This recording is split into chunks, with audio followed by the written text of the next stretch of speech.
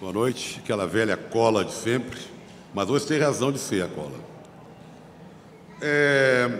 Hoje, 25 de maio, moradores de 1.886 municípios de 20 estados brasileiros dedicaram pelo menos 15 minutos de seu tempo para praticarem algum tipo de atividade física. É que esta quarta-feira, vocês estão vendo aí gente com camisetas, em todo o mundo é o dia do desafio. Passei hoje em frente ao MASP, pelo vão do MASP, tinha um baita de um banner lá, dia do desafio. Isso aconteceu pelo mundo afora, que é um projeto que já está na 22ª edição. Desde 95, o dia do desafio aqui no Brasil tem a coordenação do SESC, esse mesmo SESC, que é um dos parceiros da campanha Move Brasil, que nasceu para reforçar a necessidade e a importância da prática de esporte e atividade física em todas as idades. Neste ano de Olimpíada no Rio de Janeiro, está chegando perto, nós estamos há 70 e poucos dias, daqui a pouco a gente, quando abriu o olho, já chegou. O projeto conta com várias ações. Uma delas é o nosso Esporte em Jogo, que é uma série de 8 encontros mensais, aqui no SESC Vila Mariana, que tem o apoio do Departamento de Desenvolvimento Físico e Esportivo do SESC e do Instituto de Políticas Relacionais. Esse projeto tem a colaboração dos jornalistas Marcelo Gomes e Roberto Salim, 2 craques lá da ESPN Brasil, e tem a diretora de arte para esse belíssimo cenário, a Estela Spironelli, e a direção é do querido jornalista Elvídio Matos, outro craque lá dos canais ESPN. Hoje, que é o 3º programa, nós já tivemos aqui com a Paula e o professor João Batista Freire, já tivemos aqui com o Juca Kfouri e o Las Grael. Hoje é o 3º encontro desses 8. Vamos falar de tecnologia no esporte. A influência que a tecnologia tem no alto rendimento, no lazer das pessoas do dia a dia, ou do fim de semana, ou do dia a dia, e também no trabalho de pesquisadores que tratam da ciência do esporte. Vou chamar nosso primeiro convidado, que é o Fernando Aranha, um campeão do eu tenho uma certa dificuldade de chamar de paralímpico, para mim é paralímpico. Já consultei o professor Pasquale, ele falou que eu estou certo. Ele é paratriatleta, o primeiro paratleta brasileiro a utilizar o handbike. Vocês vão saber detalhes. Fernando, por favor. É uma bicicleta de 3 rodas que se pedala com as mãos. Ele ficou na dúvida, você dá para subir ali, você, cara que é triatleta, um negocinho desse aqui, não é nada. Vamos então receber o Fernando, que já está aqui. O outro convidado é um mestre, um professor, um grande pensador do esporte, que nos orgulha muito ter aceitado esse convite, que é o professor Laércio Elias Pereira, mestre e doutor em Educação Física, pesquisador da ciência do esporte, fundador da ONG Centro Esportivo Virtual, que ele vai explicar a importância do Centro Esportivo Virtual. Pode sentar aqui. Que é um trabalho magnífico, que também se utiliza da tecnologia, porque a internet, afinal de contas, também é uma tecnologia. Eu tenho 3 vídeos. Sentar ali.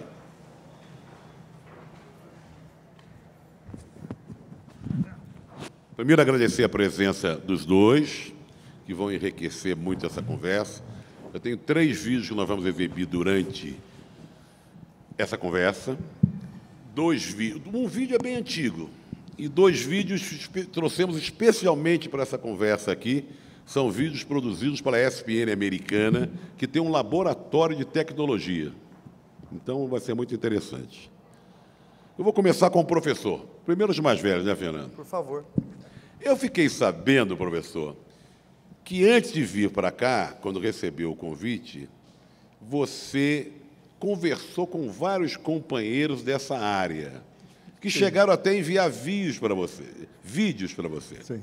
O que você conversou com companheiros dessa área e o que você pode dizer sobre o tema de hoje, da tecnologia, que é um tema complicado, novo, que traz grandes dividendos para o esporte, mas eu tenho algumas dúvidas em relação a isso que eu vou colocar no decorrer da nossa conversa. Boa noite. Prazer estar aqui, agradeço. Esse ano estamos comemorando 20 anos do Centro Esportivo Virtual e começamos no Laboratório de Estudos Avançados em Jornalismo, com a presença do jornalista José Trajano, em 1994, um seminário. E nesses 20 anos reunimos vetores de tecnologia, pessoas, basicamente isso. No Centro Esportivo Virtual nós temos 200 voluntários e 42 mil pessoas que circulam, com 150 comunidades. A gente tem uma biblioteca, na medida em que vamos conversando, alimentamos uma biblioteca hoje de 50 mil exemplares, com mais de 7 mil teses, que servem de subsídio para essa discussão. A gente acredita que a informação em ciência e tecnologia ela é depositada na biblioteca, mas ela está com as pessoas. Então, o Centro Esportivo Virtual serve para que a gente entre em contato com essas pessoas. Eu convidei alguns deles para falar sobre o tema, e a gente costuma, quando tem um tema desse, uma ocasião importante como essa, a gente cria um painel SEV em que as pessoas gravam o próprio vídeo e a gente publica, né? E tivemos várias áreas, né? O professor Eduardo de Castro Melo, que tem uma família de construtores do Pacaembu, do Maré Garrincha, ele fala algumas coisas sobre a tecnologia utilizada, que não foge muito, pelo que ele explicou, não foge muito da construção em geral, que se faz de prédio, aproveitamento de água, o verde, prédio autossustentável. Nisso. O professor Leonardo Mataruna, que é do judô, de avaliação do judô. Parece ter um número imenso de vídeos que empresta para os lutadores nas competições, né? É um Ele louco. tem 40 mil vídeos. 40 mil vídeos. Você imagina um professor que tem 40 mil vídeos, que os atletas brasileiros de judô têm acesso a esse vídeo, para analisar deficiências, os adversários, como é que o golpe foi bem dado. Olha que uma tecnologia pode servir para o esporte. Na exposição dele, ele fala uma coisa bem interessante, que ele acha que não conseguiu ainda usar a realidade virtual, mas para Tóquio vai ser possível fazer holografia e realidade virtual. E na equipe dele, agora os psicólogos estão jogando um papel importante, porque não basta só analisar o golpe. Eles têm um programa que lê a expressão dos atletas, do adversário, e vê se aquele golpe está sendo aplicado com segurança ou com insegurança. Pela expressão? Pela expressão do rosto. E também eles estão levando a expressão do rosto quando o atleta está assistindo, não é? Então, quando o atleta está com medo de determinado golpe, o treinador vai explorar aquela atividade. Tem também sobre educação à distância. Esse é um tema caro ao Centro Esportivo. Além do Laboratório de Estudos de Jornalismo, um dos pilares do SEV é a Escola do Futuro da Universidade de São Paulo. E a gente viu no Brasil um atraso grande na educação à distância, né? Ficamos 8 anos do governo Fernando Henrique sem andar nada em educação à distância e agora estamos tentando correr. Por que eu falo isso no esporte? Porque o atleta, ele viaja, o atleta ele fica concentrado e, se ele for fazer um curso presencial, vai ser só depois do fim da carreira. E a gente imagina que já é possível, o Brasil já tem condições de que aquele mesmo menino que está brincando de internet, de mandar vídeo e tal, é o mesmo recurso que ele vai usar para fazer a formação profissional dele pós-carreira. E a gente estava conversando aqui antes, o esporte e a educação física são vanguarda em educação à distância, com o seu vizinho, Oswaldo Diniz Magalhães, que já fazia educação à distância na ginástica pelo rádio na década de 30. Vou fazer um parênteses aqui, ele fala que é meu vizinho, deixa eu explicar. Eu sou cidadão paulistano porque eu ganhei o título de cidadão paulistano, mas, na verdade, sou carioca. Jamais deixarei de ser carioca. E tijucano. A grande praça lá do bairro da Tijuca é a Praça Sans Penha, onde, há muitos anos atrás, nós tínhamos ali 14 cinemas ao seu redor. Era chamada de Cinelândia na Zona Norte, porque na Cinelândia, no centro da cidade, reunia-se o maior número de cinemas. Na Praça Sans Penha, há muitos e muitos anos, há uma estátua do professor Oswaldo Diniz Magalhães, E quem foi o professor Oswaldo Diniz Magalhães? Ele foi o precursor, como o professor Laércio está falando, da educação física à distância.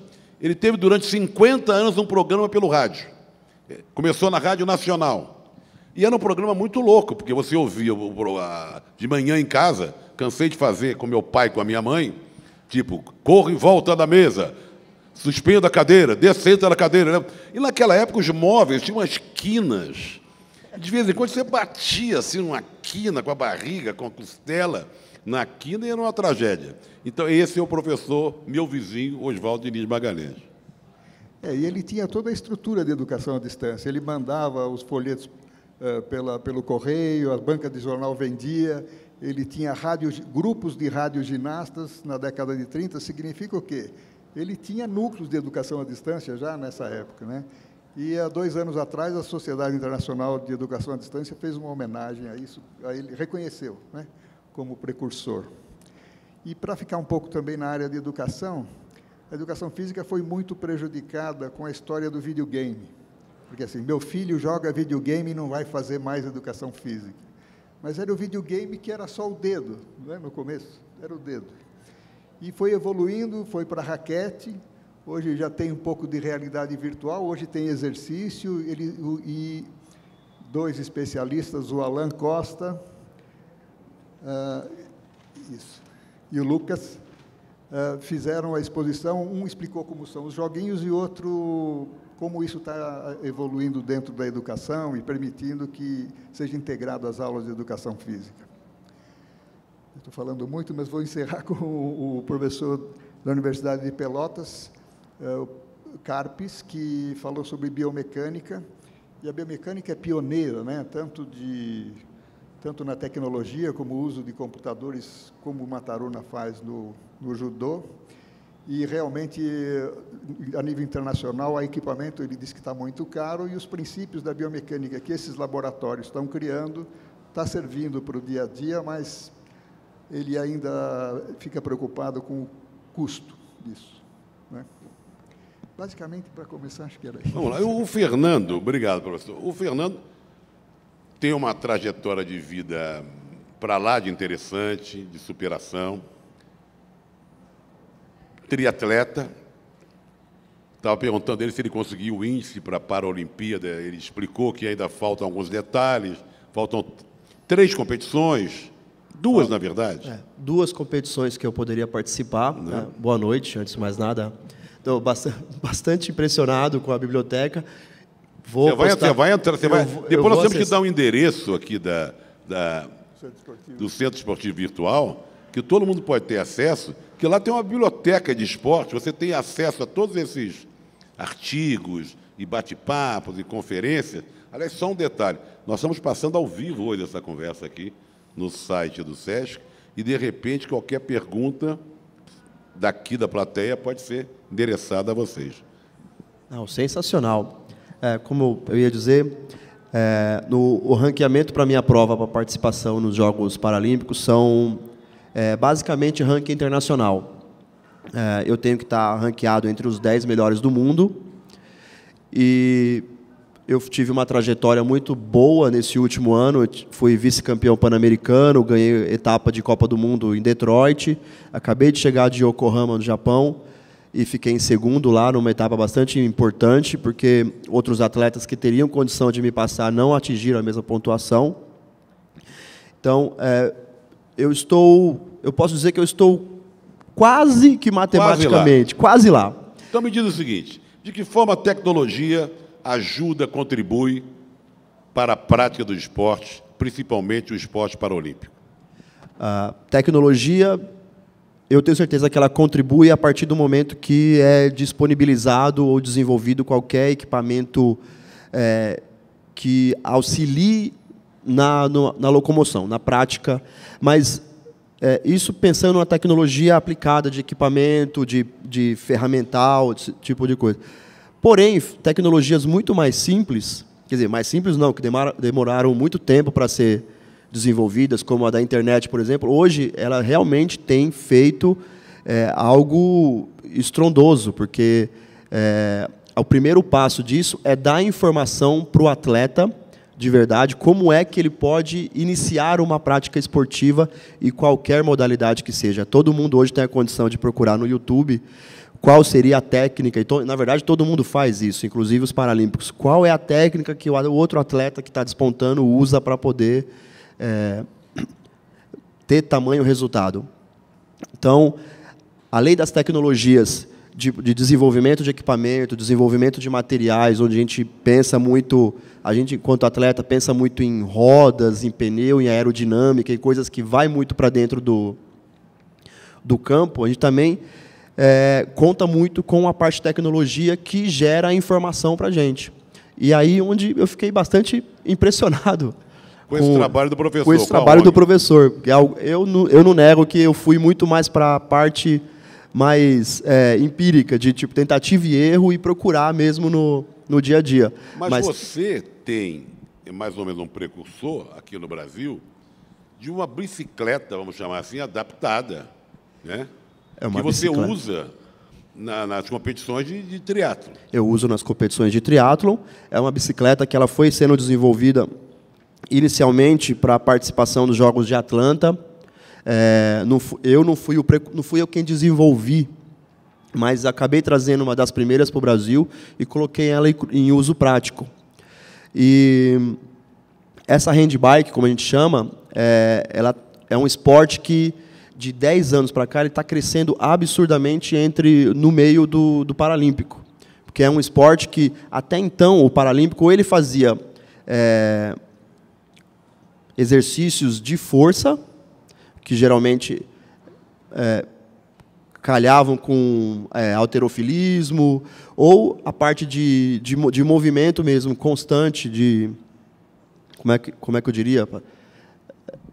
Nossa, esqueci a palavra, mas simplesmente poder girar, poder dar o bem-estar para o atleta, fazer um volume de treino. Isso não era possível até então, porque todos os equipamentos, ou você fazia hipertrofia, ou ele te colocava num estado de repouso, não tinha a consistência dos giros. E a handbike entrou nisso.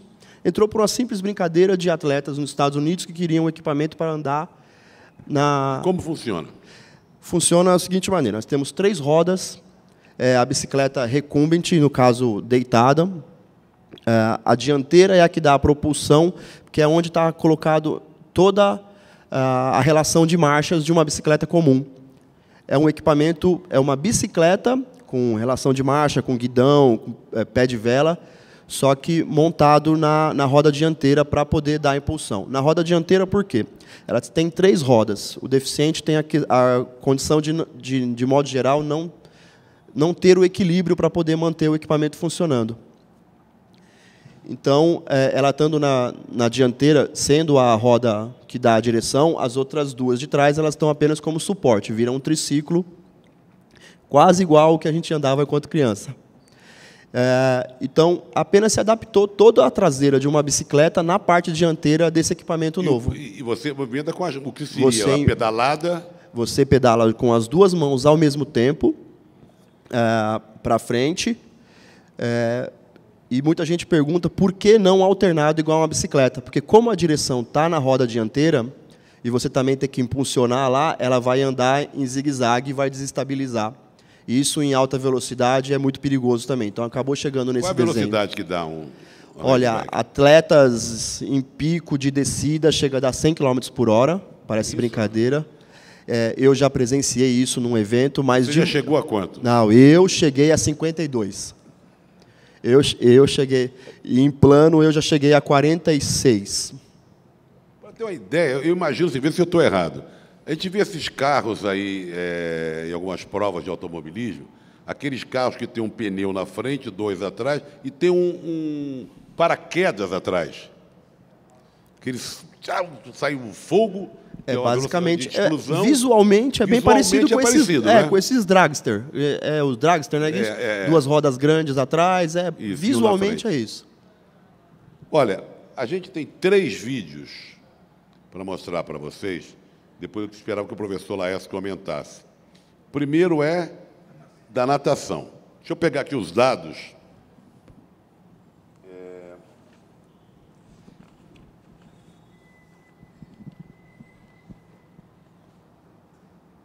quero ver o da ESPN da Tatiane McFadden, hein? Daqui, ó. É uma série que os americanos são meio interessantes, às vezes, ou não. Botar no Trump não tem nada de interessante, por exemplo. Mas vamos dizer que eles fazem coisas muito interessantes. Como tem esse setor de tecnologia na ESPN, é a nadadora americana Rebecca Sone, 4 vezes campeã mundial, tem 3 medalhas de ouro em Jogos Olímpicos. Ela pula na piscina e você vê o que fazem com ela, para analisar todo o desempenho.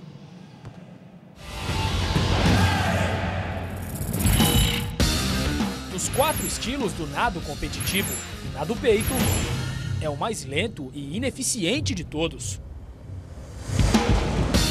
Então, para ter sucesso nessa prova, é preciso uma técnica excelente.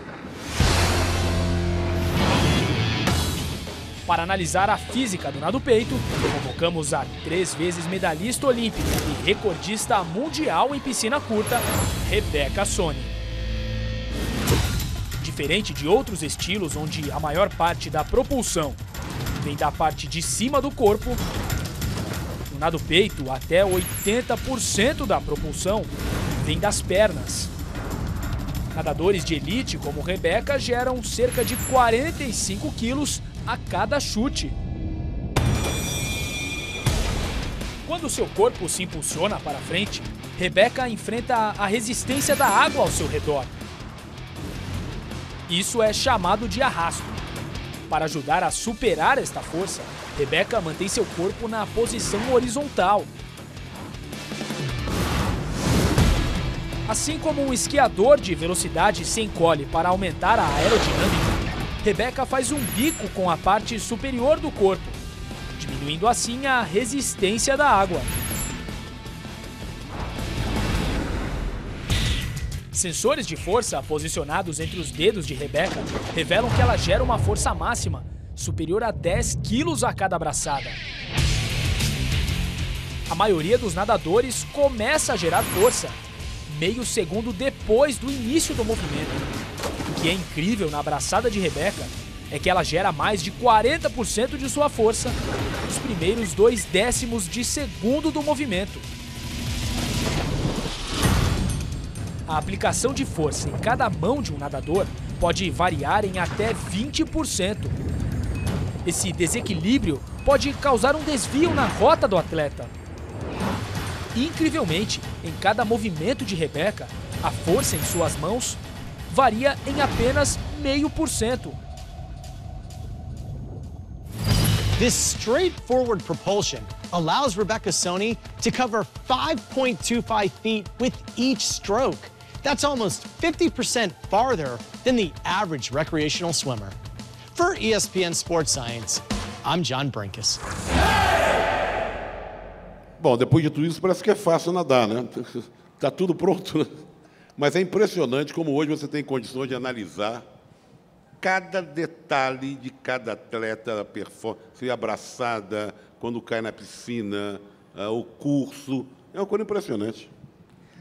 Quem vai analisar bem isso é o professor Felipe Capers, que é presidente da Sociedade Brasileira de Biomecânica. Tenho aqui que falar que existem sociedades científicas para cada uma dessas áreas. E todos eles estão interligados? De alguma forma, sim. De alguma forma, sim. Porque a gente, quando indexa um documento, uma tese no SEV, toda a banca, o orientador, tal, ele vai para a página do quem é quem e você consegue listar todo mundo que já trabalhou com ele algum dia. Então, é possível você conversar com o grupo. Se ele não estiver mais trabalhando no tema, ele vai te dizer, eu não trabalho mais, mas me orientando, está fazendo. Essa é a rede que a gente faz. Mas eu preciso falar um pouco. O Felipe vai analisar melhor isso para vocês, dá para comentar ali no vídeo dele, ele ficou à disposição. Eu preciso falar de sociedade científica, que eu falei de biomecânica. No Brasil, nós vamos ter 2 congressos importantes, os mais importantes do mundo por conta da Olimpíada.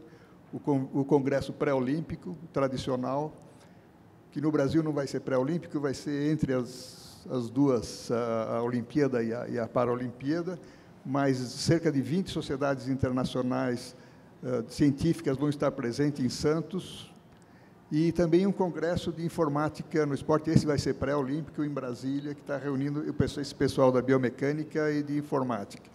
E eu preciso registrar que eu esqueci o nome do professor Kleber na hora de falar do Exer Games, e preciso registrar uma homenagem, eu acho que você já entrevistou e conhece, o Vitor Matsudo, que é o nosso cientista maior, não é? No Congresso Pré-Olímpico de Barcelona, o prêmio foi para o grupo do Laboratório de São Caetano, que fez identificação de talentos. E aí aconteceu uma coisa bem importante que acontece nesses 20 anos do ICEB, e acontece na academia, que é a tal de transfertilização. O Vitor criou isso, Estratégia Z de identificação de talentos, a Hortência passou por lá, a turma de São Caetano passou tudo por lá, que avalia vários parâmetros, mas não é tão sofisticado, é salto em altura, salto em extensão, qualquer professor de qualquer lugar pode fazer Estratégia Z, e muitos países adotaram essa Estratégia Z. A gente está torcendo para que o Brasil adote também, né? Foi criado em 87, e essa tal da transfertilização aconteceu ano passado. O pessoal de Matemática e Estatística da Universidade de São Carlos pegou esse teste de 30 anos atrás e hoje qualquer professor ou qualquer pai pode fazer essa avaliação do potencial do seu atleta, do seu aluno, que esporte ele vai ter mais facilidade pela internet. Tem um portal que faz isso. E foi um trabalho que... Não precisa nada sofisticado. Pela internet você pode identificar o potencial que o seu filho tem para desempenhar alguma atividade esportiva. Isso, que ele pode encaminhar, não precisa ser um atleta de alto nível, mas ele tem alguma facilidade para isso. Né? O Vitor costuma dizer que uma hortência aparece a cada 200 mil crianças. Né? Então, com essa avaliação... Com essa tecnologia, claro, eu posso dizer que é algo sofisticado, porque realmente que demorou muito tempo para ser desenvolvida, mas como atleta de alguém que está no dia a dia, eu acho que é bom ter isso para a gente quebrar os paradigmas, porque alguns atletas realmente surgem muito fora de todas as contas e matemática que surgem através desse tipo de fórmula, né? Que eu, enquanto atleta, eu acho que tem que, primeiro, a informação, a possibilidade de poder praticar, de experienciar todos os tipos de esporte, primeiramente, porque vem da infância todo o aprendizado motor, e depois, talvez, aí num trabalho um pouco mais direcionado científico, eu acho que é muito válido isso. Fernando, quando você disputa esses campeonatos internacionais, você falou que veio agora do Japão e de outro lugar que eu não me lembro, e você encontra competidores de outros países, vamos dizer, de primeiro mundo, você nota que eles têm um amparo tecnológico, quer dizer, maneiras de sobressair na frente dos outros, porque tem atrás deles um trabalho desse tipo? Tem, eu não nego, assim, muitos países têm esse trabalho, esse amparo realmente tecnológico aplicado nos atletas, o que acaba sendo o que é primordial, assim, tem que acontecer mesmo, mas boa parte dos países de primeiro mundo que eu fui, o mais comum, os Estados Unidos, assim, eles têm o equipamento, mas o que para eles acaba sendo normal, a utilização do equipamento. O que traz os atletas, às vezes, como rendimento, ou como uma vontade de disputar e de ser supremo naquela atividade que eles estão fazendo, em sua grande maioria, acaba sendo o próprio meio, o ambiente, que é impressionante. Há uma troca de informações? Há uma troca de informação muito grande. Eles, desde quem está coordenando ao atleta que está iniciando, eles têm muita conversa, quem coordena os esportes, eles têm muito interesse que novos atletas surjam. Então, sempre tem essa divulgação e é sempre muito aberto, de modo geral, as informações de como entrar e aonde conseguir os equipamentos e de que maneira. Porque, se eu for pensar, os equipamentos que eu utilizo hoje, ou que alguns atletas utilizam, são, de modo geral, muito parecidos. Me diz só assim, você é triatleta, quais são os equipamentos que você usa? Você tem, porque é natação, eu utilizo e ciclismo. Então, os equipamentos mais sofisticados em cada uma dessas disciplinas são, na natação, é permitido para a gente usar uma roupa de borracha, por questão de segurança, porque a gente nada em águas abertas. Já não é mais permitido para os atletas da Olimpíada. Exatamente, só que no nosso caso é pura questão de segurança, porque ainda, quer queira, quer não, são pessoas com algum tipo de deficiência física. Então, foi permitido, dessa vez, a utilização da roupa de neoprene. Tem uma limitação e ela não pode ser utilizada para fins de flutuação.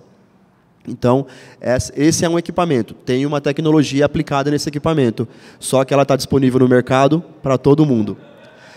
No próximo passo é a parte do ciclismo.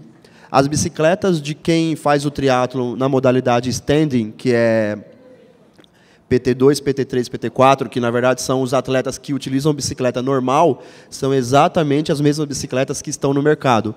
Aí entra o amparo do país, da comunidade, que é muito mais em ajudar a prover, além do equipamento ser mais em conta nesses outros países, mas são bicicletas que estão no mercado. Então, não é nada muito diferente daquilo que o usuário comum tem. E a cadeira de corridas, aí sim tem uma coisa um pouco mais específica, porque, no meu caso, a parte da corrida, eu utilizo uma cadeira de corrida sob medida. Então, eu tenho que ir até locais onde fabrica essa cadeira, o que me demanda um tempo, tá, e um custo muito maior, pelo fato de ela ser sob medida, de ela ser customizada. Mas os materiais são os mesmos nesses países desenvolvidos. O que acaba influenciando muito, de novo, é a parte social, é a parte do dia a dia deles, que fazem, por exemplo, as ruas, os ambientes na qual eles treinam são muito mais civilizados, então é tudo mais primoroso para frente, entendeu? Sempre com o intuito de melhorar enquanto pessoa e enquanto atleta, mas são os mesmos espaços para todo mundo. Pelo menos essa foi a sensação que eu tive com relação a vários atletas que eu já treinei junto. Eu já passei temporada de treinamento nos Estados Unidos, já treinei na Europa, fiz competição na Rússia. Então, de modo geral, é isso. É tudo muito mais social do que pensando realmente em dinheiro empregado no equipamento. Eu vou levantar uma questão aqui que me encuca um pouco. Não sei se eu estou certo. A tecnologia, vamos dizer que esteja ao alcance de todos, mas não é tão verdade assim.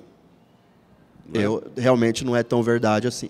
Vamos dizer, a NASA, por exemplo, faz um trabalho para o esporte americano.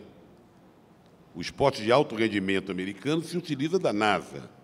Esses atletas têm acesso à tecnologia de ponta para desenvolver o Diabo 4. Ao mesmo tempo, o atleta de países pobres, que da nossa América Latina mesmo, vamos dizer, o atleta do Uruguai, da Bolívia, do Paraguai, ou da América Central, eles não têm acesso a essa tecnologia, a essa coisa de ponta. Não tem o de ponta cientificamente. Agora, isso não permite, não torna o esporte uma coisa desigual? A tecnologia não torna o esporte uma competição desigual? Hein, professor? Não é só a tecnologia. O bom jogador de futebol do Maranhão está jogando em São Paulo ou na Europa. Não é? É uma questão de dinheiro. Não é? Quem tem o dinheiro leva o atleta. O Brasil, para essa Olimpíada, levou muita gente para treinar em Londres, em centros importantes da Espanha também. E é uma competição de país rico contra país pobre. É uma competição de dinheiro, né, de patrocínio. Eu acho que isso é uma coisa que não é diferente da sociedade, de outros. Nós estamos perdendo nossos cientistas para os Estados Unidos, estamos perdendo nossos jogadores para a China. Eu acho que essa é uma briga desigual, não dá para a gente querer ter o mesmo recurso, porque nós somos mais pobres. Isso também no esporte. Nós somos mais pobres, mas metidos a bestas em algumas situações, né? Eu acho que a parte do metido a besta que é o que dá vantagem, uma certa vantagem para a gente, porque realmente o recurso não está sempre disponível, o equipamento de ponta, mas boa parte dos equipamentos desenvolvidos aqui são com muita criatividade e muito entendimento de dificuldades. Então vamos lá, vamos falar um pouco da Olimpíada que vem aí. A sua expectativa nesse aspecto, no aspecto de legado esportivo, o que vai ficar para o país depois dos Jogos Olímpicos do Rio de Janeiro, em termos de legado esportivo? Administrar elefante branco, E certamente o programa Bolsa Atleta não vai continuar no mesmo pique, nós vamos ter muita gente sem apoio. Você tem o apoio do Bolsa Atleta, não tem? Eu sou Bolsa Atleta e eu me apoio muito no Bolsa Atleta hoje por ser uma política pública estabelecida. E, historicamente, é uma festa, né? O Brasil vai ser mostrado para o mundo, mas, em termos esportivos, os estudos feitos já da Austrália, Londres, mostram que o impacto para a atividade física da população não refresca. Não sei o custo-benefício, né? Promover a Olimpíada e não ter esse impacto, não ter essa melhora na atividade física, aí é uma coisa... Não, porque o grande legado, a impressão que dá, que é uma interpretação errônea, que o Brasil pode conquistar, sair do 10º lugar para chegar num 6º lugar, conquistar não sei quantas medalhas de ouro, ou não sei quantas medalhas no total, isso é besteira. Isso não refresca nada, o esporte não avança. Isso é um esporte de alto rendimento. O grande legado seria exatamente isso. A prática, hoje é o dia do desafio, nós estamos aqui comentando que várias cidades do mundo afora estão dedicando 15 minutos, que é pouco, mas já é um grande esforço. É muito pouco. E a gente pensando que nós vamos ter uma Olimpíada no Rio de Janeiro, e terminada a Olimpíada, esse sentimento não, essa realidade da prática esportiva, do cidadão comum, nas escolas, das crianças, que seriam um direito de todos, certamente isso não vai causar efeito nenhum. Esse é um problema terrível, que, como você falou, administrar elefante branco, isso a gente vai caprichar. Mas eu posso intervir aqui. Eu acho que a questão dos equipamentos esportivos é bem provável que aconteça isso mesmo. Mas, em contrapartida, nós estamos numa época que tem uma tecnologia, de novo, mais uma vez, a tecnologia internet, que ela abrange de tamanha forma que é possível que nós tenhamos o nosso legado com relação aos atletas se mostrando de uma maneira mais altiva e virando realmente exemplos e inspirando de modo mais efetivo futuros atletas, ou futuras pessoas que estejam a fim de... Eu entendo o que você quer dizer, mas enquanto a gente vê a cultura do futebol predominando, quer dizer... Você tem o Neymar na Olimpíada, que eu acho que não tem nada a ver o futebol, a prática do futebol na Olimpíada, assim como o golfe também, não vejo o golfe como um esporte olímpico, se gastou uma fortuna, se destruiu uma reserva lá no Rio de Janeiro. O garoto, o jovem, na verdade, o Neymar seria um inimigo disso que você está falando. O Neymar é. Vamos dizer que vou falar, o Neymar é porque eu também não sou fã de futebol, mas eu também não consigo abrir mão da imagem dele. Porque se você fizer uma pesquisa, vamos lá, uma pesquisa entre o cidadão brasileiro, há uma grande expectativa que o Brasil, pela primeira vez, conquiste a medalha de ouro no futebol, feito jamais alcançado. Essa medalha de ouro, se chegar, e com o Neymar na seleção, qualquer feito do vôlei, do basquete, do atletismo, da natação, ficará em segundo plano, infelizmente. Infelizmente, mas eu vou ser um pouco mais otimista e vou torcer para que outros atletas de outras modalidades tenham o êxito também da medalha de ouro e consigam se mostrar como heróis para a garotada, para pessoas que vão iniciar a prática esportiva. Eu só lamento que a maneira de ver as coisas seja desse jeito. A parte... talvez nós podemos tentar algo que já vinha sendo feito até então, do esporte nos Jogos Olímpicos voltar a não ser profissional, principalmente. Então, aí vai... Porque esse espírito olímpico que você fala quando você encontra os atletas, é um espírito olímpico.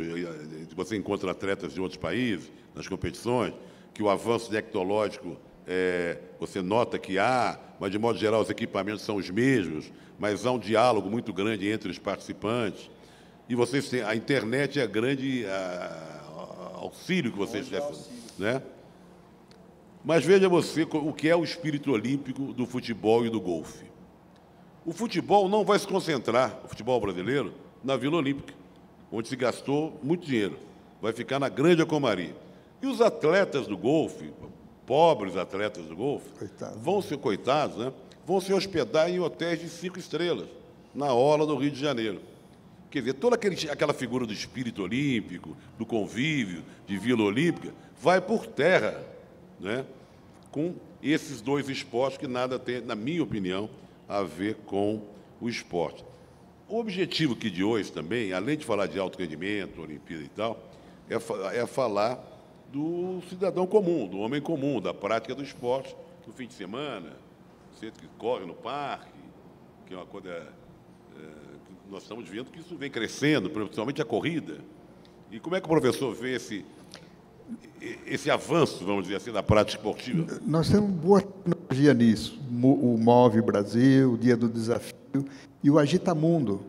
O Agita São Paulo é um programa mundial, ele é feito no mundo todo e pela primeira vez na história, o Dia Mundial da Saúde foi atividade física e foi lançamento aqui em São Paulo, para o trabalho do Laboratório de Aptidão Física de São Caetano. Então, hoje, 6 de abril, tem o Dia Mundial da Atividade Física.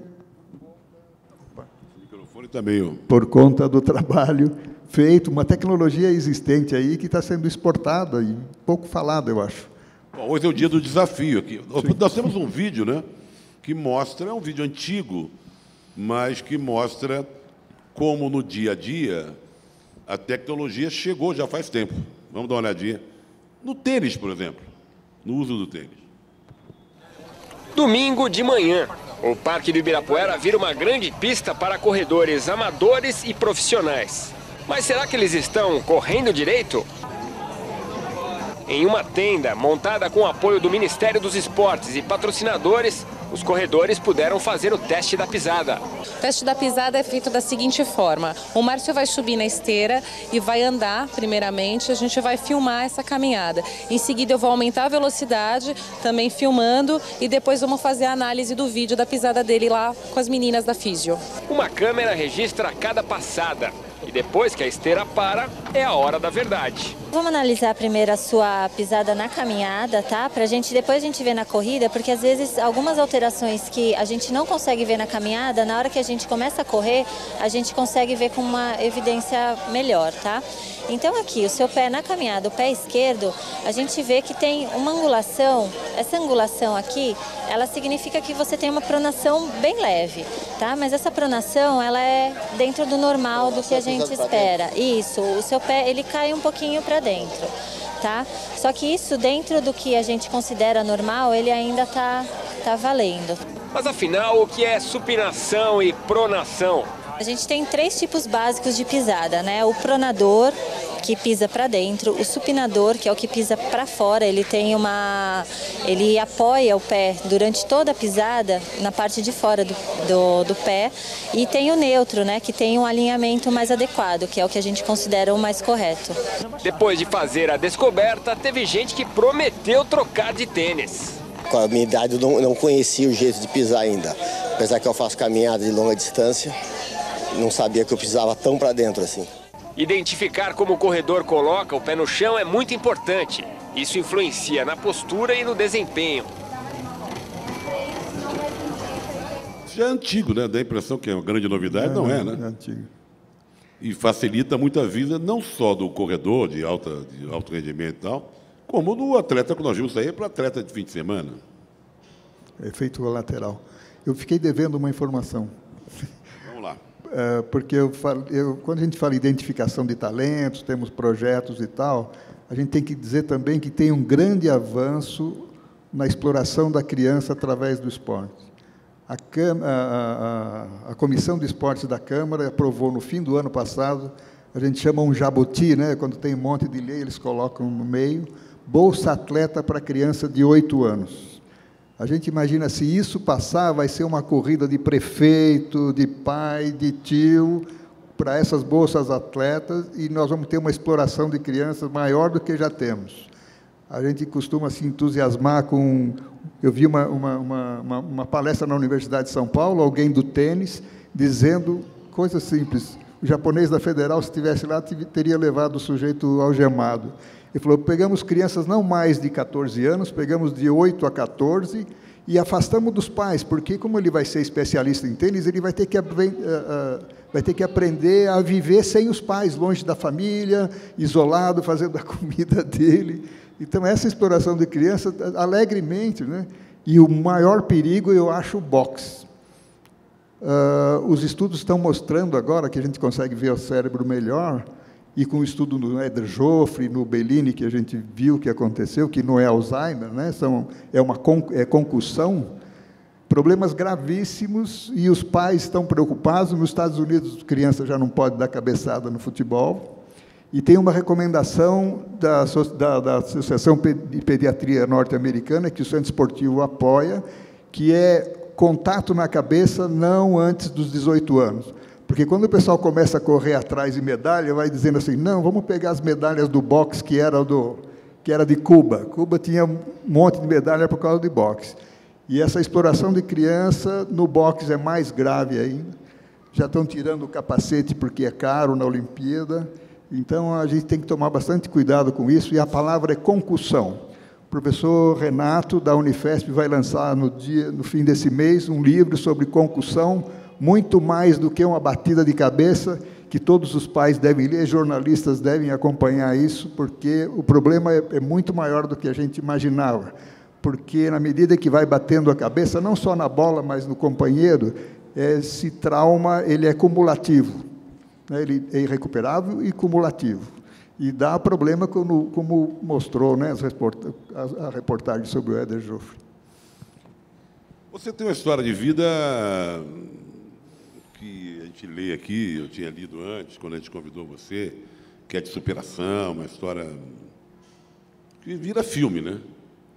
Eu queria que você contasse um pouco, como é que você despertou para o esporte. Porque você foi criado durante muito tempo, passou pelo antigo FEBEM. Eu fui internado primeiramente na FEBEM, na época, Fundação do Bem-Estar do Menor. Não tinha essa conotação, tanto hoje criminalizada.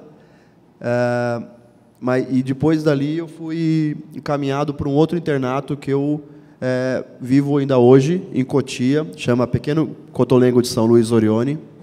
Você ainda mora lá? Eu ainda moro lá, é minha residência, meus amigos, minha família, e lá é uma residência onde vive em torno de 100 crianças, 100 pessoas com algum tipo de deficiência, administrado pelos padres, e eu costumo falar que eu sou filho do padre com a freira. Mas aconteceu basicamente por ter uma curiosidade, que era saber de que o esporte ia me servir de alguma maneira. Mas o primeiro passo foi ter que pular um muro, porque apareceu um ex-interno lá e disse que tinha esporte do lado de fora do colégio, esporte competitivo, e dentro do colégio a gente só brincava, era muito tradicional, a escola é estadual, e eu vou até colocar um parênteses aqui, o seguinte, a escola é estadual dentro de um internato com pessoas para deficiência, o que é muito legal. Tinha essa certa inclusão entre os... mas, estranhamente, na época, todos os deficientes eram dispensados automaticamente das aulas de educação física. Então, a gente fazia meio que a contra, tipo, terminava as aulas, os meninos iam jogar bola e eu ia jogar também. Então, eu levava vários chutes da cabeça, eu andava de skate, tipo, entrava dentro de um jogo normal, sentado no skate, jogava no gol, mas a gente brincava do jeito que dava para brincar. Aí, depois dos meus 15 anos, esse rapaz aparecer, veio essa informação já, poxa, esporte adaptado ou esporte para deficiente físico, competitivo, vou descobrir como é que é. E era aqui no Parque do Ibirapuera, no CI. E... para isso, eu só poderia sair pulando o muro. Então, eu pulei o muro do colégio, subi, joguei a cadeira do outro lado, peguei o ônibus e vim parar no Parque do Ibirapuera, para conhecer pela primeira vez o basquetebol em cadeira de rodas. Eu joguei basquetebol em cadeira de rodas nesse time, escondido dos padres, durante 1 ano, até eles me convidarem, porque eu já estava treinando bem, todo sábado estava lá, não faltava, mesmo pulando o muro todo sábado, eu não faltava aos treinos, e eles acabaram me convidando porque eu tinha que participar de um campeonato, só que o campeonato ia ser fora do estado. E aí eu acabei contando para as duas partes. Os técnicos foram no internato conversar com os padres, o padre me liberou para jogar, só que aí, claro, aí toma aquelas palmadas devidas, porque o livre-arbítrio, você faz ação e reação. E de lá para cá eu comecei a ter mais liberdade para poder fazer as coisas que eu fazia fora do internato, tipo, geralmente através do esporte. Por conta do esporte, eu decidi fazer uma faculdade, onde eu trabalhava. Por conta também do esporte, eu conheci outras pessoas em outros lugares do país. Então, o esporte só foi alimentando, eu só fui crescendo com o esporte.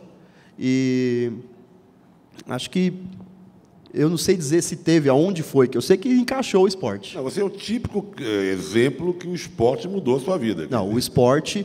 Batata, isso. O esporte é minha vida. Eu não sei nem se mudou, mas ele é minha sua vida. vida. Nós temos um outro vídeo, um pouco parecido com aquele da natação, só que esse da ginástica, que já é uma outra modalidade e um tipo de análise diferente.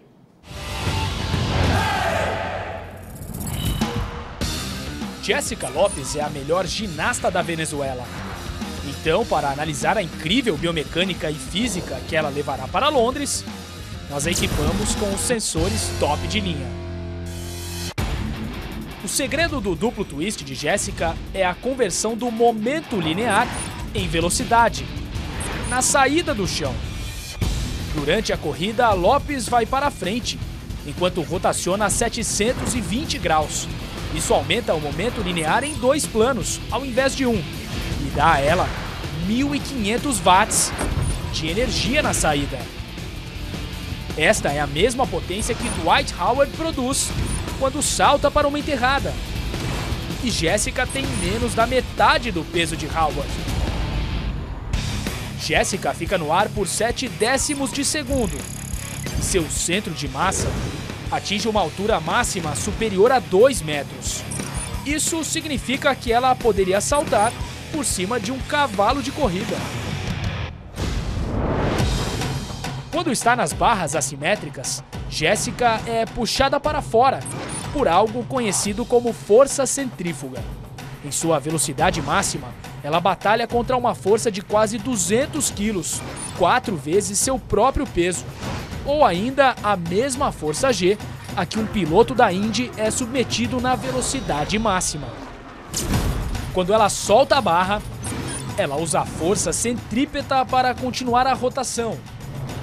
Ao levar o corpo para mais perto do ponto rotacional, ela acelera a 900 graus por segundo. Um aumento na velocidade rotacional de quase 70%.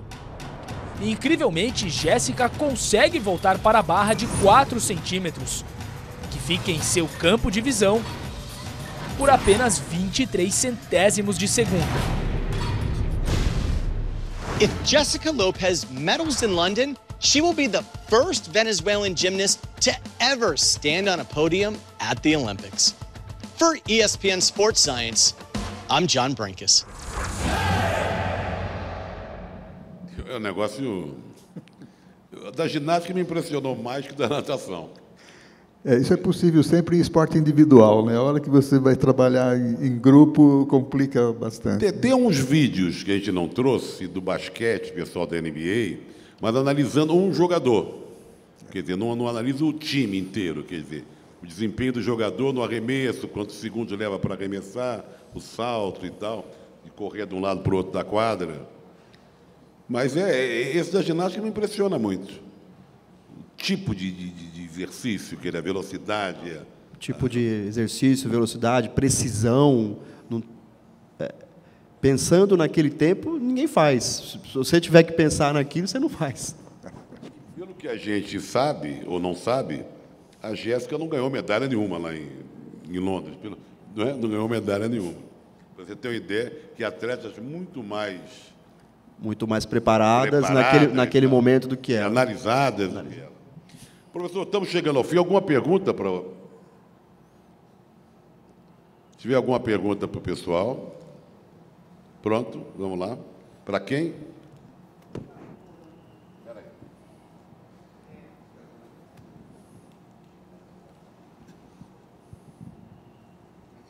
Eu estive observando que no esporte existem muitas lesões e tem sido um problema para os técnicos e para a própria medicina esportiva. E também eu observei que o ser humano, o primeiro sintoma que ele sente quando ele tem qualquer anomalia em seu corpo físico são nas articulações. E depois eu descobri que os elementos que deu causa àquelas doenças, elas realmente atacam mais nas articulações. E esse processo que se faz hoje, exigindo do atleta o máximo em um tempo muito curto, eles destroem rapidamente os atletas. Inclusive, eu ouvi um parecer de uma pessoa que é muito conhecida, chamada Osíris, foi presidente da Petrobras. Ele foi presidente daquela empresa de aviação que tem em São José dos Campos. Embraer. E ele esteve na Escandinávia e foi perguntar onde eles se reúnem para determinar quem é que vai ganhar o prêmio Nobel, e ele descobriu lá o pessoal e foi lá. Foi perguntar por que o Brasil nunca tinha tido um prêmio Nobel. Então, ele se reuniu lá, conversaram, ele disse que não entendeu nada da linguagem sueca, mas que eles depois vieram falar com ele, dizendo que os brasileiros tinham a mania de destruir os seus atletas. Então, desse parecer, eu senti que havia uma certa harmonia do que eu estava pensando, que talvez nós não estamos aplicando corretamente essa tecnologia e os atletas estão tendo uma vida muito curta. Aí talvez você queira dizer o seguinte, o professor pode falar, os dois, Fernando também, que o alto rendimento não tem nada a ver com saúde. A prática do esporte de alto rendimento, todos os grandes atletas são pessoas com extremas dificuldades. Eu fui muito amigo do Sócrates, por exemplo. O Sócrates teve que operar várias vezes quadris. O Pelé, o exemplo do Pelé agora. Ana Moser, vou dar um exemplo da Ana Moser que é bom. A Ana Moser trabalha com a gente na ESPN há muitos anos. Teve um ano que teve um torneio de vôlei entre agências de publicidade e emissoras de televisão. Pô, a Ana Moser trabalhando na mamão com açúcar, né? Foi a única que não pôde jogar. Se ela der 2 pulinhos, bater no chão e levantar, o joelho já fica desse tamanho. A Paula não consegue correr daqui até ali. O joelho também já operou, fez até operação espírita naquela época. Então, o esporte, e não é só o Brasil. Você falou que o brasileiro, esse exemplo aí, não é, professor? O atleta de alto rendimento é um desgraçado, vamos dizer assim, sacrifica a sua vida toda e, no fim da carreira, o Guga. Não, outro, eu lembro. Daqui a pouco vai sair mais nome. Os grandes atletas são pessoas com grande... O Guga diz que não consegue jogar um set com qualquer um de nós aqui. Ali. Não, pode falar. Não, e o problema também dessa busca desenfreada pelo atleta criança é uma seleção que o senhor disse que ele para de jogar logo. É porque essa seleção é feita antes de um estágio de maturação da criança. Ela rende muito bem, e o que seria um campeão, ele tem uma maturação tardia. Então, quando há essa seleção, ele é um perna de pau, porque ele está ainda em amadurecimento, vai amadurecer mais tarde. Então, o que a gente fez muitas vezes e continua fazendo é jogar o bom atleta fora e pegar o que amadurece mais cedo, que vai parar de jogar mais cedo. Eu concordo até com a fala de que realmente esporte de rendimento é difícil ser saúde, que realmente não é, Mas, levando em consideração as tecnologias que vêm sendo desenvolvidas ultimamente, para ter realmente um melhor resultado, pouco se destaca a tecnologia pensando na recuperação do atleta. E em alguns lugares, por exemplo, quando eu fui para Sochi, para a Rússia, eu fui atleta das Paralimpíadas de Inverno, o primeiro brasileiro a disputar o ski cross country, e eu tive a oportunidade de conhecer o centro de treinamento russo para aqueles jogos. E eu achei sensacional, algo que a gente até negligencia aqui, que é a parte de recuperação de tudo quanto é tipo. Claro que a parte de performance eles não mostraram, mas a parte de recuperação, para que o atleta faça num dia seguinte de treino muito forte, era realmente algo a se vislumbrar. Então, mas ainda assim é difícil tirar esse estigma de que o esporte de alto rendimento não é esporte de saúde. E daí começa um problema que é o doping, que vai ser motivo de uma conversa nossa daqui a 2 encontros. Porque a dor, a superação, a tentativa de alcançar o pódio a qualquer custo, aí você recorre, de uma maneira desenfreada, ao uso do doping. Uma pergunta para o Fernando. Eu queria saber, Fernando, como é que é o seu dia a dia de treinamentos? Né? Como é que é? Você passa as 24 horas do dia de manhã, treina de manhã, descansa à tarde? E uma outra coisa, Fernando, o que você usa, já que o tema é tecnologia, o que você usa de informação durante os seus treinamentos? Você assiste vídeos de competição? Como é que é? Eu sou um atleta um pouco mais afastado de modo geral, assim, com relação às equipes. Eu sou uma pessoa muito mais empírica, no sentido de tentativa e erro. Eu até tenho a oportunidade de olhar muitas coisas, mas eu cresci numa situação, eu experimentava um equipamento, eu via que não me dava conforto, também não me dava performance, eu ia mudando de um para o outro. Então, eu não nego que eu pouco tenho dados sobre aquilo que eu fiz até hoje. Então, dificilmente eu vou conseguir passar alguma coisa para alguém cientificamente, a não ser de forma, mais uma vez, empírica, testa isso e não aquilo. Mas eu tenho a minha rotina muito bem estabelecida com o meu técnico de treinamentos. Eu treino 3 vezes por semana, eu treino os períodos todos, diários, segunda, quarta, sexta, 4 horas por dia, dividido entre 2 treinos de manhã e 2 à tarde. Tá? A gente estabeleceu isso. E nos treinos, nos outros dias, exceto o final de semana, que o final de semana é realmente guardado para os treinos mais longos, que é onde a cidade está mais vazia, que eu sou residente de São Paulo, eu preciso colocar a minha bike para me movimentar mais. Então, assim, eu pego as estradas, pego o USP, então eu realmente preciso de fazer um volume maior. E nos outros dias, aí eu intercalo entre intervalado e descanso. Aí é sempre, junto do meu técnico, a soma dos 3 treinos anteriores, como é que eu faço para fazer o descanso seguinte. Eu tive até pouco tempo atrás, lesão causada praticamente por falta de descanso, de querer estar sempre batendo mais forte, querendo fazer mais rápido, e as lesões acabaram aparecendo. E aí ele acabou me dando uma chamada um pouco mais forte e eu fui obrigado a ceder. Mas, de modo geral, eu treino manhã e tarde e finais de semana muito longo, treino de 3, 4 horas de pedal, quase como se fosse para um Ironman, isso porque a minha prova não obriga. Mas, isso pensando em quê? Pensando na performance ou em algumas coisas que eu não consigo aplicar durante os treinos da semana, porque quando você vai fazer o intervalado, o equipamento tem que estar tudo pronto, então se você passa o dia anterior regulando o equipamento para poder realmente chegar no treino, fazer o máximo e depois praticamente dormir, que é o ideal, que você descanse realmente. Então, o tempo de recuperação está sendo muito mais inserido dentro do meu treinamento também.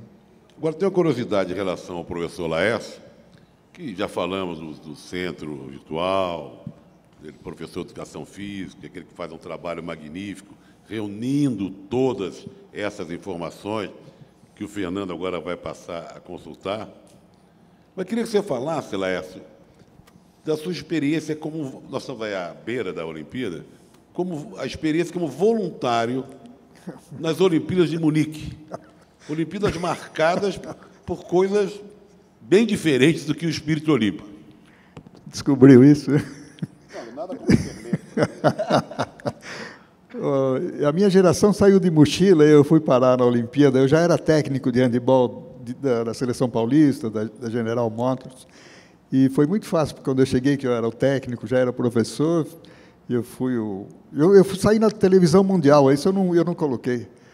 Em 1970, eu saí na televisão mundial, antes de você, porque eu era voluntário, eu carregava o caminhão da Coca-Cola e a psicóloga que trabalhava com a gente varria. E eu fui para onde era o handebol, que foi a ginástica antes. E ela varria aquele pozinho da ginástica, né? E um dia, quando estava toda a televisão transmitindo, ela faltou. E aí eu fui o varredor número 4. Então, eu saí na televisão mundial como o varredor número 4. E, assim, eu fui fazendo curso por causa da mochila. Eu fiz porque, como sou treinador de handebol, a Romênia era 8 vezes campeã mundial. Eu fui fazendo curso com os romenos e encontrei depois. E a maneira de carregar o caminhão foi bom, porque foi a maneira, até ter o atentado, eu podia entrar em qualquer lugar, né? Com o meu crachá, para saber se tinha Coca-Cola na geladeira, eu podia entrar em qualquer lugar. Mas depois, e eu não falava alemão, eu só vi o BOP alemão gritando, foi bem encostado onde eu trabalhava, e pensavam em parar a Olimpíada quando houve o massacre. Eles pensavam em parar, continuavam ainda, mas foi a polícia tomando conta disso. E o que eu pude perceber, que eu fiquei lá bastante tempo, o que eu pude perceber foi um evento comercial, né? General Motors, através da outra. A Olimpíada é um evento para lá de comercial, assim como a Copa do Mundo? Sim, agora a experiência, eu incentivo sempre meus estudantes, seja voluntário, porque é uma experiência muito importante. E o voluntário ficava onde? Não na Vila Olímpica, tinha um lugar próprio, fora da Vila Olímpica? A gente vai cavando. Vai cavando, vai sendo amigo. Sorriso brasileiro, a estação de trem quando não dá, daquele tipo de coisa. E a sua experiência com a Olimpíada sede é a única? Ou você foi a outra? Não, foi suficiente, eu acho. Foi suficiente. Estamos aqui encerrando. Tem mais uma pergunta aqui. Pessoal que veio de Campinas, sempre comparecendo. Você falou aí sobre doping, né? Uma coisa que me deixa uma dúvida é o seguinte: o doping é empregado para aumentar o desempenho, vamos dizer assim, né? E a tecnologia aplicada ao esporte também. Então, onde que estaria a fronteira entre essas duas coisas? Até onde... Boa pergunta. Você quer dizer que a tecnologia é uma forma de doping? Não, então, isso que eu quero dizer, qual que é a fronteira, né, entre a tecnologia que é legitimamente aplicada e o doping, vamos dizer assim? Professor. Eu tenho uma história exemplar, né? Da outra vez, dito por um especialista, né, contado por um especialista da comissão antidoping, quando a Rússia foi flagrada no antidoping, uma certa época, eles conseguiram provar que aquela substância, como ela não era registrada, ela não existia. E como ela não existia, a Rússia não tinha se dopado, né? Então, assim, é uma história de gato e rato, sempre o uso está à frente, o pessoal corre. Eu acho até que gastam muita coisa tentando, atirando a esmo e buscando isso. Eu não sei, eu acho que a gente podia aplicar esses recursos todos no antidoping, que tem congressos e que tem muita gente, tem muito dinheiro envolvido. Eu não sei se esse dinheiro seria melhor aplicado no dia a dia do cidadão, no direito da criança brincar. Antes que eu esqueça, dia 28 de maio é o Dia Mundial da Criança Brincar, vamos comemorar. Então, esse dinheiro do antidoping podia ir para esse dia, né? E provavelmente, com relação a desenvolvimento desses novos equipamentos, tá? Que também parece uma forma de doping, o tecnológico, tipo, a gente tem ouvido falar bastante agora do ciclismo, dos motorzinhos nas rodas ou coisa parecida. Eu acho que bons regulamentos. Isso foi uma doideira que eu já vi. Tem um motorzinho nas rodas do ciclismo. Não, existe, tem estudos. Muito louco. Eu também achei uma loucura, eu fiquei com inveja Eu queria colocar na minha roda também, mas não posso. Mas, nesse caso, os regulamentos esportivos estão aí para isso. Então, a gente tem que usar, enquanto atleta, dentro do campo de disputa, a gente tem que respeitar o regulamento, porque qualquer infração relacionada a isso é passivo de desclassificação e o atleta não tem interesse nenhum em ser desclassificado. Bom, acho que... Opa! Dá um microfone para ele. Eu considero que o uso do doping está errado, porque existe um dito popular que diz que um cavalo, numa competição, em igualdade de condições, se ele ganha a primeira vez, ele é bom, né? Se ele ganha na segunda, foi coincidência. Mas se ele ganha na terceira vez, pode jogar nele que ele é bom. Quer dizer, a competição, todos têm que estar no mesmo nível. Toda a competição no mesmo nível. Ó, você levantou uma história boa. Como é o nome do professor, Elvídio? Aquele professor de história de Piracicaba? Professor... Esqueça o nome dele. Júlio, professor Júlio. Professor completamente pirado. Nosso grande Roberto Salim, os melhores repórteres, maiores repórteres de esporte desse país, que infelizmente saiu da ESPN, faz muita falta, ele descobriu esse doutor Júlio em Piracicaba. E esse doutor Júlio disse para ele, com todas as letras, que ele tinha entre seus clientes mais de 50 atletas de ponta de seleções brasileiras, de todos os esportes. Muito bem. Foi um escândalo. Foi um negócio, arromba quarteirão. Fizemos uma mesa redonda, ao vivo, com a participação dele, daquele médico que era da seleção do boxe e da comissão de doping, mais alguns atletas, participação de atletas também na plateia, fizemos com plateia lá na ESPN, e gente entrando pelo telefone, como Bernardinho, não sei o que e tal. E o doutor Júlio, que é um louco de plantão, mas no fundo ele tem razão, ele defende uma tese parecida com o que você está falando aí. E acho que só há uma maneira da gente se igualar aos chineses, russos, alemães e americanos. É todo mundo tomar o mesmo doping. Porque enquanto eles estão lá na frente, porque o doping está sempre muito à frente da Olimpíada, sim, a gente vai ficar sempre para trás. É uma tese. Eu vou treinar alguém levitando e ele vai pular 4 metros de altura. Você vai subir sabe, assim e atravessar o sarrafo. Conversa com o doutor Júlio que ele te explica. Olha, o doping é tão... Essa conversa de doping vai ser muito enriquecedora quando a gente fizer, daqui a 2 meses, né?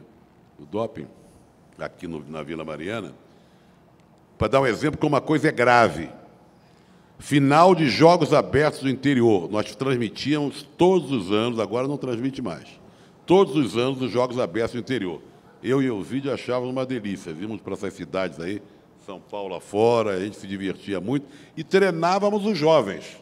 Era um laboratório para o pessoal novo, repórteres, narradores, sei lá o que e tal. Teve uma final que foi, que eu não me lembro onde foi, não foi em Franca, Sorocaba, algo assim. Final, acho que era Franca e um time de...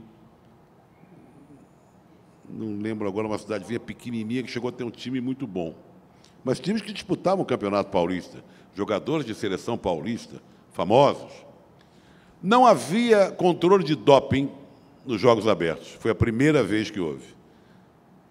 Ia começar o jogo, chegou lá o representante que ia ter controle antidopagem. Parou. Não começou o jogo. Conversa aqui, conversa ali e tal. Os times foram para o vestiário. Os 2 times foram para o vestiário. Ficaram horas lá dentro, ficaram minutos, meia hora, sei lá o que e tal. Voltaram para a quadra. Um time voltou com 5, o outro voltou com 5 e mais um reserva. Só os pequenininhos. Nenhum time tinha mais pivô, aqueles grandalhões. Para vocês verem como é que a coisa é séria. Foi inacreditável aquele dia. Inacreditável. Foi um jogo de baixinhos, 5 contra 6. Porque os grandes, bombados e tal, foram embora do vestiário para casa. Queria agradecer aqui a presença. Usar vergonhoso é pouco, assim? A gente pode só usar vergonhoso, está de bom tamanho? Não, é demais, né? Agradecer ao Fernando, ao professor Laércio. Hoje nós passamos ao vivo e vai ficar no site do SESC. Nossos encontros vão continuar, são 8, esse é o terceiro. Nós vamos discutir ainda o doping, nós vamos discutir o legado esportivo e urbano da Olimpíada, vamos falar de preconceito. Tem muita coisa para a gente conversar, sempre na última quarta-feira do mês. Agradecendo a todos vocês, o dia com frio, véspera de feriado, e teve gente que ainda teve vontade de vir aqui. Muito obrigado a todos.